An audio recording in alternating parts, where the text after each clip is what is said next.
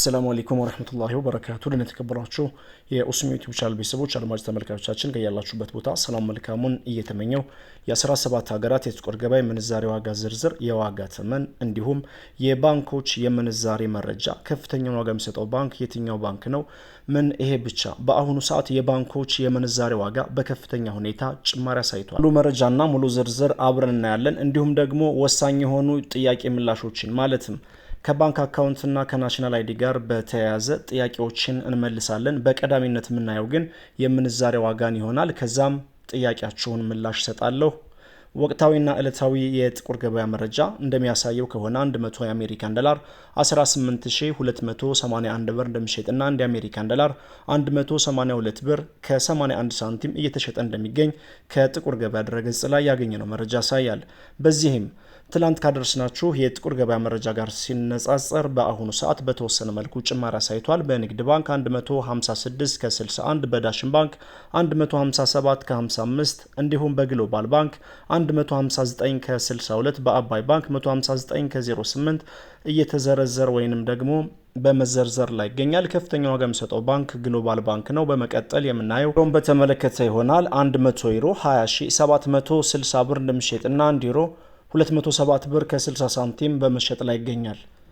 በንግድ ባንክ 1 ዩሮ 177 ከ41 እንዲሁም በዳሽን ባንክ 186 ከ33 በአባይ ባንክ 185 ከ24 ከፍተኛ ዋጋ የሚሰጠው ባንክ ሂጅራ ባንክ ነው።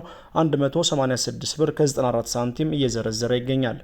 በስተኛ ደረጃ የምናየው ስዊዝ ፍራንክ ነው። 100 የስዊዝ ፍራንክ በጥቁር ገበያ መሸጫ ዋጋው 22515 ብር እንደሚሸጥና አንድ የስዊዝ ፍራንክ 225 ብር ከ15 ሳንቲም በመሸጥ ላይ ይገኛል በጥቁር ገበያ። በንግድ ባንክ አንድ የስዊዝ ፍራንክ 188 ብር ከ93፣ በዳሽን ባንክ አንድ የስዊዝ ፍራንክ 203 ከ28 በመሸጥ ላይ ይገኛል ወይም ደግሞ በመዘርዘር ላይ ይገኛል ይቅርታ።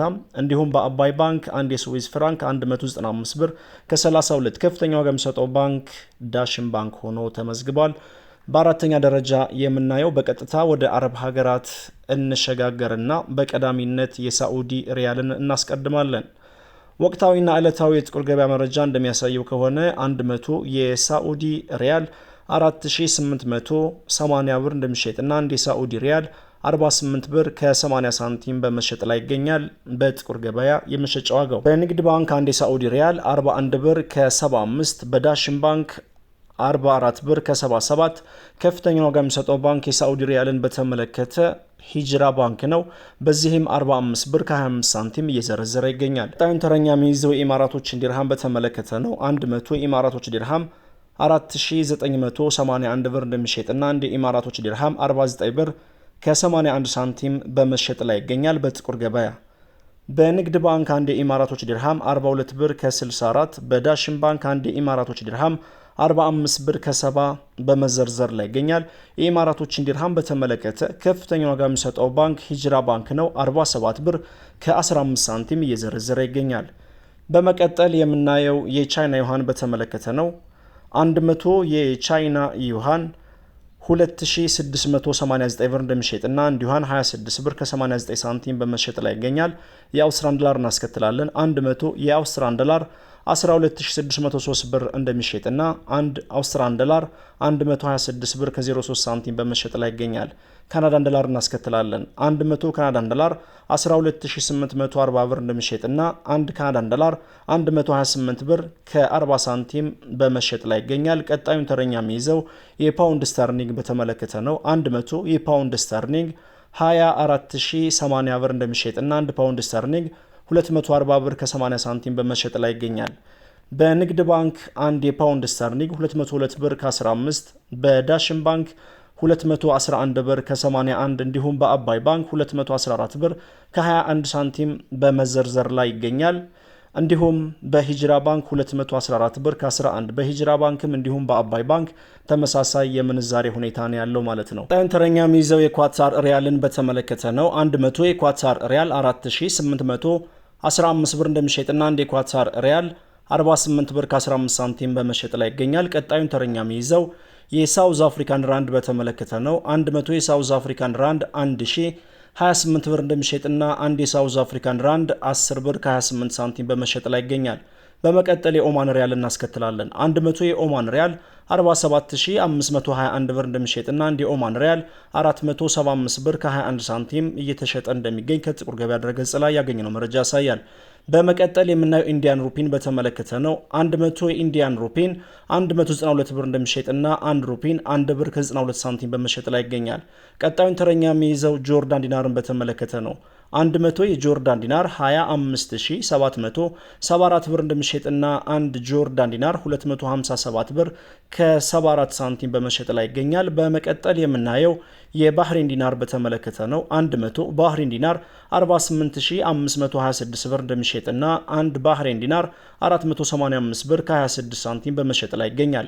በመቀጠል ቱርኪ ሊሬን እናያለን። 100 የቱርኪ ሊሬ 392 ብር እንደሚሸጥና 1 ሊሬ 3 ብር ከ92 ሳንቲም በመሸጥ ላይ ይገኛል። በመቀጠል ኩዌት ዲናርን እናያለን። 100 የኩዌት ዲናር 59025 ብር እንደሚሸጥና 1 የኩዌት ዲናር 590 ብር ከ25 ሳንቲም እየተሸጠ እንደሚገኝ ኢትዮጵያን ብላክ ማርኬት ዶትኮም በድረገጹ አስነብበዋል። የ17 ሀገራት የጥቁር ገበያ የምንዛሬ ዋጋ ዝርዝር የዋጋ ተመን ይህን ይመስላል። የምንዛሬ ዋጋ ከትላንትናው ጋር ሲነጻጸር ማሪ አሳይቷል። አሁን በቀጥታ የጥያቄ ምላሾችን እናያለን። በቅድሚያም አይተህ እንዳታልፈኝ በፈጠረህ ቤት እያሰራሁ አካውንቴ ላይ ያለ ብር ማስተላለፍ አልቻልኩም ይላል። በተለያየ ዓለም ሀገራት ሆናችሁ የባንክ አካውንታችሁ ላይ ገንዘብ አስቀምጣችሁ ነገር ግን በኢንተርኔት ባንኪንግ አማካኝነት ስታንቀሳቀሱ የነበራችሁ በአሁኑ ሰዓት ታግዷል ወይንም ደግሞ ማንቀሳቀስ እንዳትችሉ ተደርጓል። ይሄም ናሽናል አይዲ ጋር ባለማጣመር ምክንያት ነው ማለት ነው። በአሁኑ ሰዓት ከናሽናል አይዲ ጋር ማጣመርን በተመለከተ ኢትዮጵያ ላይ ያሉ ከሆኑ በማንኛውም ሰዓት ሄደው አጣምረው በቀጥታ እንደ በፊቱ ማንቀሳቀስ ይችላሉ። ነገር ግን በተለያየ ዓለም ሀገራት የምትገኙ የቻናል ቤተሰቦችና አድማጭ ተመልካቾቻችን በቤተሰቦቻችሁ አማካኝነት ወይንም ደግሞ ህጋዊ ወኪል ካላችሁ ከዚህ በፊት የባንክ አካውንት ስትከፍቱ ውጭ እንደምትኖሩ አስመዝግባችሁ ከሆነ ምንም አይነት ችግር የለም፣ ተለቋል፣ ይለቀቃልም። እንዲሁም ደግሞ በህጋዊ ወኪሎቻችሁ አማካኝነት እንዲንቀሳቀስ ማድረግ ትችላላችሁ። ምክንያቱም ከሰሞኑ መረጃ ድርሻችኋለሁ። በአሁኑ ሰዓት ይቻላል ተብሏል። ህጋዊ ሰነድ ካቀረባችሁ የሚጠበቅባችሁን መስፈርት ካሟላችሁ የታገደባችሁ በጊዜያዊነት ይለቀቅላችኋል፣ እንድታንቀሳቀሱ ይደረጋል። ይህም በተጨማሪ ባንክ የከፈታችሁበት የባንክ አካውንት የከፈታችሁበትን የቅርንጫፍ ማናጀሩን በዛ ኢሜይል በመጠቀምም እንዲለቀቅላችሁ እግዱ እንዲነሳ ማድረግ እንደሚቻል መግለጫ ወጥቶ አድርሰናል። ወሰላሙ አለይኩም ወራህመቱላሂ ወበረካቱ።